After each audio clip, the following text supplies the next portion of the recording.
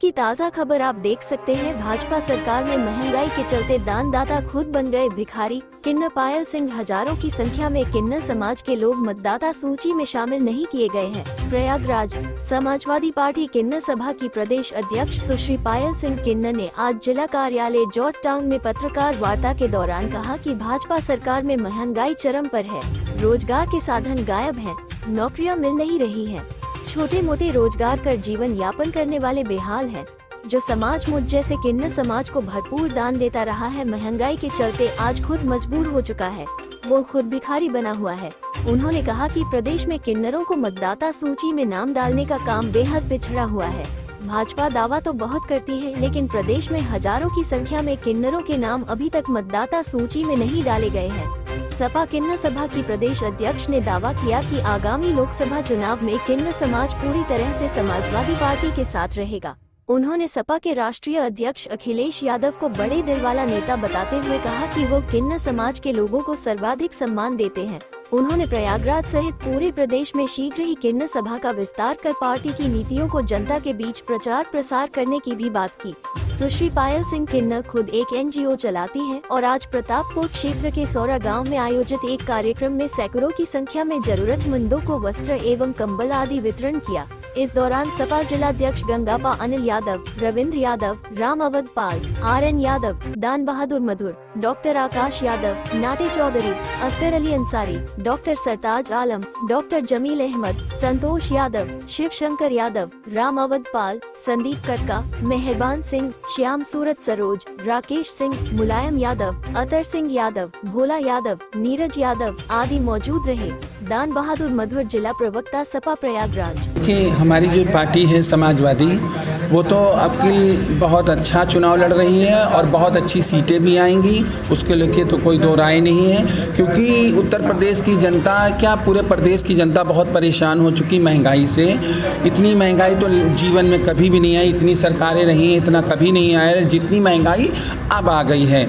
मैं ये नहीं सोच सकती, हमारी समाजवादी सरकार में 400 रुपए का सिलेंडर था और एक तरफा आप देख लीजिए 10 साल के अंदर ऐसा हाल हो गया है कि 1100 रुपये का हम सिलेंडर पा रहे हैं। और 1100 के सिलेंडर पाने के बाद आप ये देखिए, कह रहे हैं हम इसमें जो है लोगों को सब्सिडी दे रहे हैं। सब्सिडी मैं ये पूछ रही हूँ, सब्सिडी किसके खाते में जा रही है?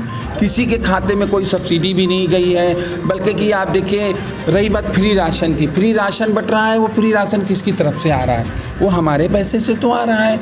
अगर हम 1100 का सिलेंडर खरीद रहे हैं, हमारा पैसा घुमा के हमारे सर रखा जा रहा, कितनी बड़ी बात है। बस ये है कि जनता समझ नहीं पा रही है, क्योंकि हमारे देश की जनता पढ़ी लिखी थोड़ा कम है और इसीलिए लगता है यहाँ की पढ़ाई इतनी महंगी कर रखी है कि हमारे यहाँ देश की जनता पढ़ ना पाए। क्योंकि अगर वो पढ़ जाएगी तो वो समझदार हो जाएगी, क्या फैसला लेना है उसे मालूम होगा। इसीलिए यहाँ पर स्कूल की फीस इतनी महंगी होती है। और मैं देखती हूँ विदेशों में चले जाइए आप, पढ़ाई मुफ्त है, लेकिन यहाँ पर पढ़ाई बिल्कुल मुफ्त नहीं है। ये बहुत बड़ी बात है। ऐसा क्यों करती है सरकार? इनको तो पढ़ाई मुफ्त करनी चाहिए लोगों को। एक तरफ कहते हैं कि लोग पढ़े लिखे होंगे तो आगे का विकास करेंगे, जब पढ़ने दोगे तब तो विकास करेंगे, जब पढ़ने का मौका ही नहीं आएगा।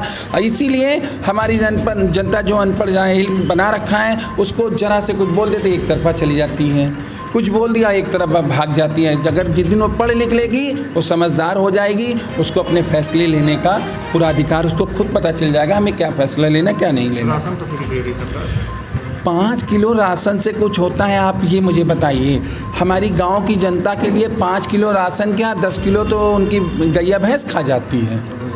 बहुत बड़ी बात है कि गांव में तो 10 किलो ऐसे ही राशन गैया भैंस खा जाती, 5 किलो से कोई फ़र्क पड़ता है? लेकिन बस एक लालच दे रखा है, चल रहा है। लेकिन कहते हैं ऊपर वाले का वहाँ देर है अंधेर नहीं, समय सबका आता है। कोई अमृत पी के नहीं आता। आज तुम्हारी बारी, कल किसी और की बारी होगी, परसों किसी और की बारी। बीजेपी दलित सम्मेलन कर रही है, इस पर क्या? देखिए, दलित सम्मेलन कर रही है बीजेपी। अभी तक तो दलित को नकार रही थी, अब क्यों कर रही है? क्या उनमें हिम्मत नहीं है? क्या वो इनके बिना काम नहीं बनना दलित के? मैं तो कहीं अभी तो वो लेके ठाकुरों को चल रहे थे, ठीक है, ठाकुरों को लेके चल रहे थे, पंडितों को लेके चल रहे थे। ठाकुर मैं भी हूँ, बताइए, मैं हो के उसके बाद मैं समाजवादी में आई हूँ। क्यों आई हूँ? क्योंकि मैं खुद भी परेशान हूँ, ठाकुर भी परेशान है, हर जात का वर्ग का आदमी परेशान है इस समय। इसमें जात को लेकर कोई बात नहीं है, इसमें हर जाति का आदमी परेशान है पूरी तरीके से। बहुत बुरी स्थिति आ गई, इतनी महंगाई आ गई, बहुत ज़्यादा लोग परेशान हैं इस समय। किन्नर गठबंधन को लेके क्या कहेगा?